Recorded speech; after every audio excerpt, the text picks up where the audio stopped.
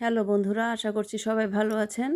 এখন শীতের সময় বিভিন্ন রকম সবজি বাজারে পাওয়া যায়। আমি শীতের বিভিন্ন রকম সবজি দিয়ে আজ ছোট মাছের চচ্চড়ি রান্না করব।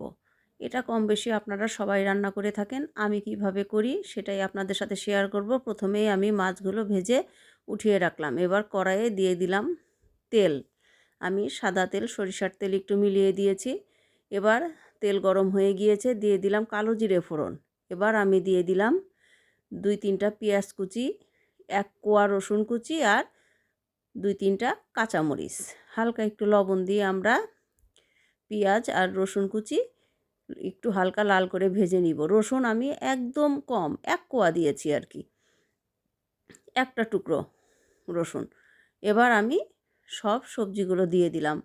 আমার ঘরে আজকে যে যে সবজি ছিল সবই একটু একটু করে দিয়েছি। আমি আলু, বেগুন, মূলো, সিম, ফুলকপি দিয়েছি। এবার দিয়ে দিলাম একটু লবণ আর হলুদ। এবার লবণ হলুদ দিয়ে আমরা সবজিগুলো কিছুক্ষণ সময় ভালো করে ভেজে নিব। আপনারা চাইলে গাজর, পাতাকপি, মটরশুঁটি সবই, যে কোনো সবজি এটার মধ্যে দেওয়া যায়। আমার ঘরে যেগুলো ছিল আমি সেগুলোই আজকে ইউজ করেছি।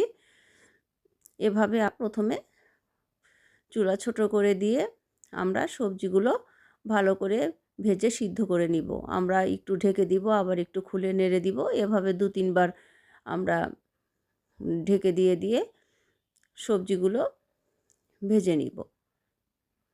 বন্ধুরা, আপনারা আসলে ছোট মাছটা এক একজন এক এক রকমভাবে রান্না করে। আজ আমি এভাবে করছি। এবার আমি ভেজে রাখা মাছগুলো দিয়ে দিলাম। অনেকে কাঁচা মাছ দিয়েও করে। এবার সবশেষে আমি দিয়ে দিলাম একটু ধনেপাতা কুচি। বন্ধুরা, আপনারা চাইলে টমেটোও দিতে পারেন। আজকে আমি টমেটো দিইনি। তো বন্ধুরা, আপনারা তো আপনাদের প্রসেসে রান্না করে খানই। এভাবে একদিন আপনারা রান্না করে খেয়ে দেখবেন। আশা করছি আপনাদের ভালো লাগবে, সবাই পছন্দ করবে। তো বন্ধুরা, আমার চচ্চড়ি রান্না হয়ে গিয়েছে। আমার ভিডিওটা আজকের মতো এ পর্যন্তই। আপনারা সবাই ভালো থাকবেন, সুস্থ থাকবেন।